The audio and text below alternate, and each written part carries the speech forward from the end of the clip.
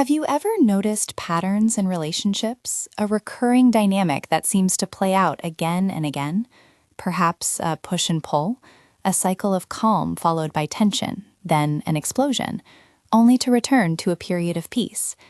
For many, especially those caught in the silent struggle of domestic violence, this isn't just a pattern, it's a deeply entrenched cycle that can feel impossible to escape. Welcome. Today we're going to talk about a profoundly important and often challenging topic: how to understand and respond to the domestic violence cycle. This isn't just about identifying abuse, but about offering truly supportive, practical pathways forward. It's a conversation that requires empathy, clarity, and a solid understanding of the dynamics at play, all without judgment. We'll break down what this cycle looks like, the many forms abuse can take, and most importantly, the actionable steps and invaluable resources available to those who need them most. Our goal is to equip you with knowledge, not just to recognize these patterns, but to respond effectively and compassionately, fostering safety and healing. To truly grasp the gravity and complexity of domestic violence, we must first understand its underlying dynamics. It's not a random act, but a pervasive pattern of behavior designed to establish and maintain power and control over another person. One of the most foundational concepts here is what's often called the cycle of violence, or the cycle of abuse. Imagine it like a recurring storm system, with distinct phases that, unfortunately, often intensify over time. The cycle typically begins with the tension-building phase. This is where the abuser's anger and criticism escalates. It's like a pressure cooker, with the victim often feeling as though they're walking on eggshells, trying desperately to appease to avoid the inevitable explosion. This can involve increasing verbal abuse, belittling comments, or threats.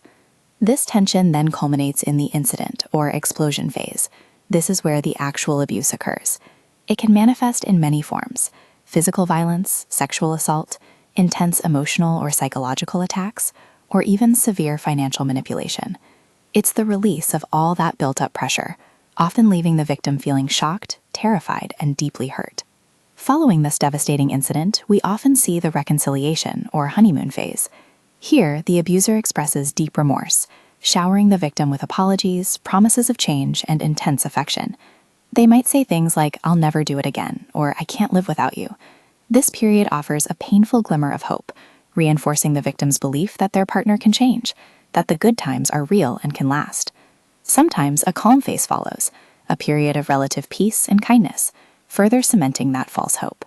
However, it's crucial to understand that over time, these reconciliation or calm phases often shorten or even disappear entirely, while the intensity and frequency of the violence tend to increase. Now, it's vital to recognize that abuse extends far beyond physical harm. While that is often the most visible, it's just one piece of a much larger, more insidious puzzle. We see emotional or psychological abuse, which includes gaslighting, making someone doubt their own reality, belittling, constant criticism, or threats. There's sexual abuse, which encompasses any unwanted sexual contact or coercion. Financial abuse involves controlling money, restricting access to funds, or sabotaging employment.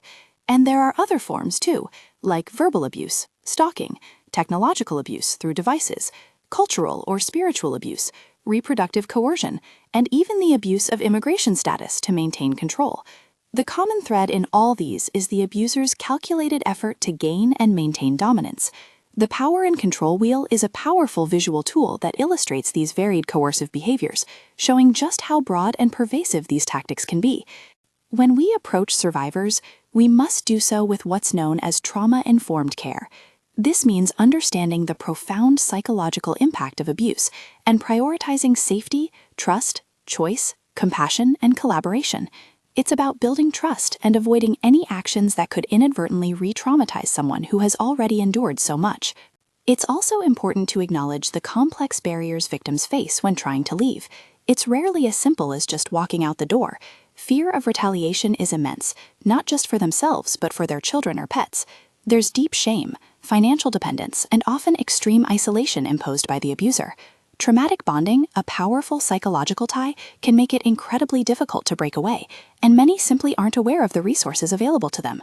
Understanding these barriers helps us approach the situation with greater empathy and patience. So, how do we respond?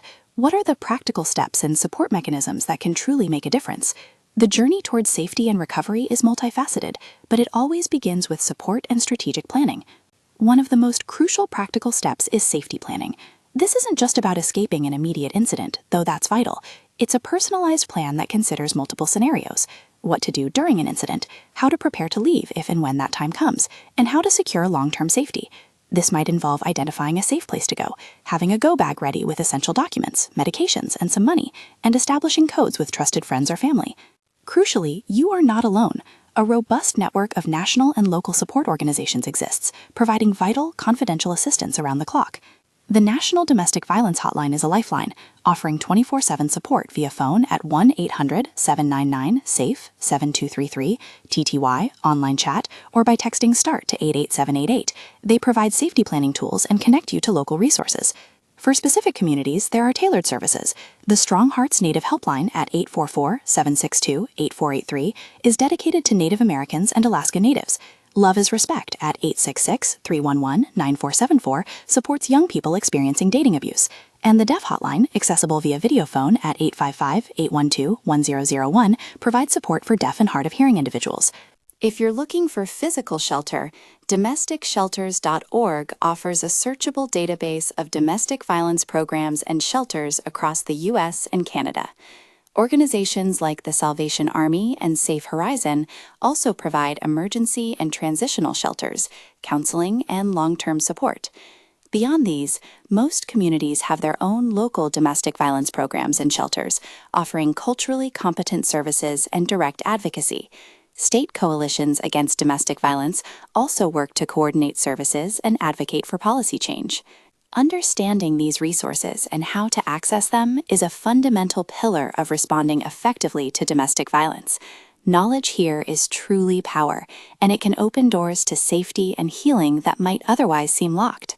While these frameworks and resources are incredibly helpful, the field of domestic violence is also constantly evolving, with ongoing discussions and debates that refine our understanding and approaches.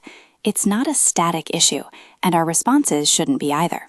For instance, while the cycle of abuse model, first introduced by Dr. Lenore Walker, was groundbreaking in its time, it also has its limitations. Critics point out that it was based on a specific, non-random sample and may not represent the diverse experiences of all survivors. It's primarily designed for physical abuse and might not fully capture the nuances of emotional, financial, or other forms of abuse. There's also concern that it could inadvertently lead to victim blaming, stereotyping, or even imply safer times to leave, which can be incredibly dangerous. This is why many advocates now prefer the power and control wheel for its more comprehensive depiction of how abusers maintain dominance. Another significant debate concerns the effectiveness of the criminal legal system. While it plays a role in accountability, reliance on it can have drawbacks. Critics argue it can perpetuate systemic racism, particularly for marginalized communities, and mandatory arrest policies can sometimes inadvertently bring victims into the system as defendants, especially if they've acted in self-defense.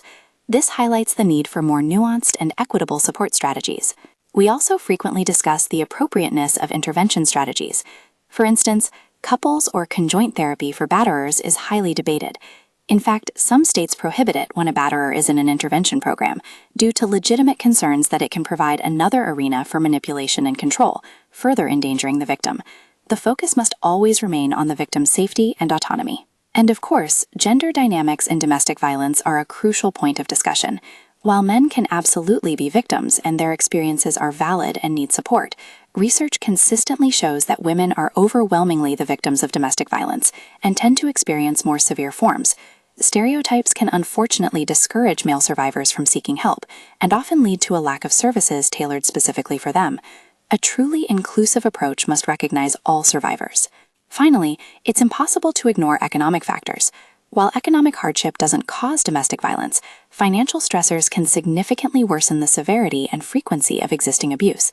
This underscores the critical need for economic support and empowerment strategies for survivors, helping them achieve independence and long-term safety.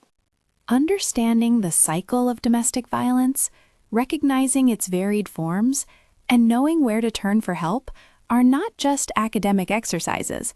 They are vital steps towards creating safer, more compassionate communities. If you or someone you know is experiencing domestic violence, please remember that you are not alone and help is available. Reaching out is a brave and powerful first step. The resources we've discussed are there to offer a confidential hand, to help create a safety plan, and to guide you towards a future free from abuse. Healing is possible, and a life of safety, respect, and peace is within reach.